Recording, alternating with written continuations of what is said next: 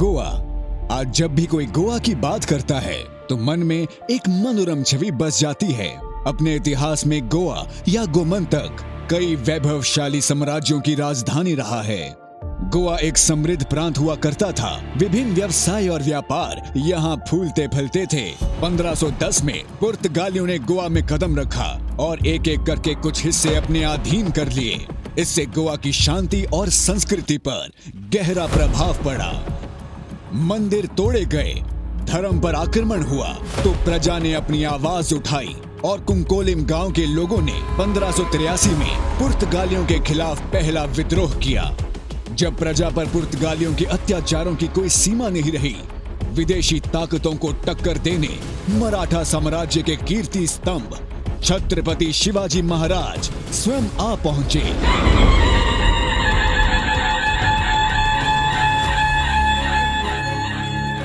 छत्रपति शिवाजी महाराज और छत्रपति संभाजी महाराज की वीरता और युद्ध कौशल ने पुर्तगालियों के फैलते साम्राज्य को गोवा में न सिर्फ सीमित रखा और सांत एस्तर फोर्ट और मुरगांव जैसे कई विशेष किले और गढ़ भी अपने अधीन कर लिए। ऐसी शौर्य और कुशलता उनके वंशजों ने भी दिखाई और पुर्तगालियों को सदैव चुनौती देते रहे। पिंटो क्रांति, राणे विद्रोह और भी कई प्रयास होते रहे जिन्होंने सदा ही पुर्तगालियों को अशांत ही रखा। 1928 में गोवा राष्ट्रीयता के जनक टीबी कुन्हा ने गोवा कांग्रेस कमेटी की स्थापना कर गोवा स्वतंत्रता के लिए सत्याग्रह का मार्ग खोला। पुर्तगाली प्रधानमंत्री साल्जार ने अपने निर्देशों एक्टो कॉलोनियल से गोवा की प्रजा की हर आजादी दबा रखी थी। बिना पुर्तगालियों की मंजूरी के कोई भी कार्य करना दंडनीय अपराध था। ऐसे हालात में डॉक्टर राम मनोहर लोहिया ने 18 जून 1946 को मडगांव अखाड़े लोहिया मैदान में हजारों की संख्या में आए लोगों को संबोधित करने ही लगे थे कि पुलिस ने उन्हें गिरफ्तार कर लिया। लेकिन यही उनकी सबसे बड़ी भूल बनी। इस गिरफ्तारी ने सुलगती चिंगारी को ऐसी हवा दी जिसने पूरे गोवा में आजादी की ललक जला डाली। जहां कई लोगों ने अहिंसा और सत्याग्रह का रास्ता चुना, वहीं आजाद गोमंतक दल के प्रभाकर सिनारी, विश्वनाथ लवंदे, प्रभाकर वैद्य, कुष्टोबा देसाई, बाड़ा राया मापारी जैसे युवाओं ने क्रांतिकारी मार्ग चुना। पुर्तगाली फौज पुलिस थानों, बैंकों और कारखानों को अपना निशाना बनाया, जिससे पुर्तगालियों को नुकसान तो हुआ ही, साथ ही उनका बल भी क्षीण होता रहा। एक तरफ गोवा लिबरेशन आर्मी और आजाद गोमंतक दल जैसी संस्थाएं गोली बारूद से क्रांति कर रहे थे, तो दूसरी तरफ हजारों लोगों ने गोवा की आजादी के लिए सत्याग्रह का रास्ता चुना और 15 अगस्त 1955 को लोग गोवा में उमड़ने लगे। आंदोलन रोकने के लिए पुर्तगालियों ने देखते ही गोली चलाने के संदेश तक दे डाले। क्रांतिकारियों ने एकजुट होकर पत्रा देवी में सत्याग्रह धरना करने का नियोजन बनाया।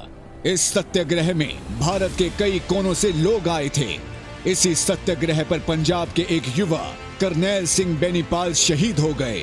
इस स्वतंत्रता यज्ञ में कई गोवा के और देश के कई हुतात्माओं ने और कई महानुभावों ने अपना योगदान दिया।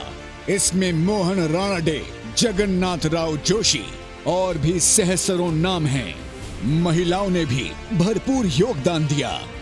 इनमें शारदा ताई सावयकर, वत्सला कीर्तनी, प्रमिलाबाई जांबावलीकर, सुधा ताई जोशी और सहोदरा देवी प्रमुख नाम हैं।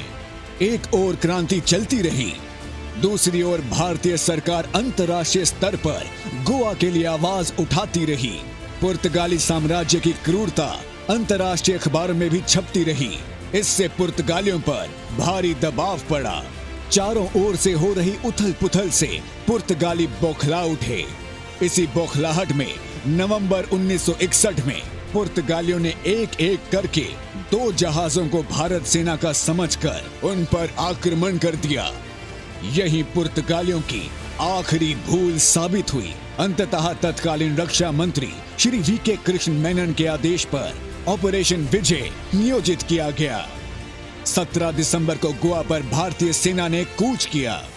जल सेना ने गोवा को घेर रखा था। हवाई सेना काल की तरह गोवा के आकाश में मंडरा रही थी। अपने आप को बचाने के लिए पुर्तगालियों ने गोवा के सारे सेतु जला डाले।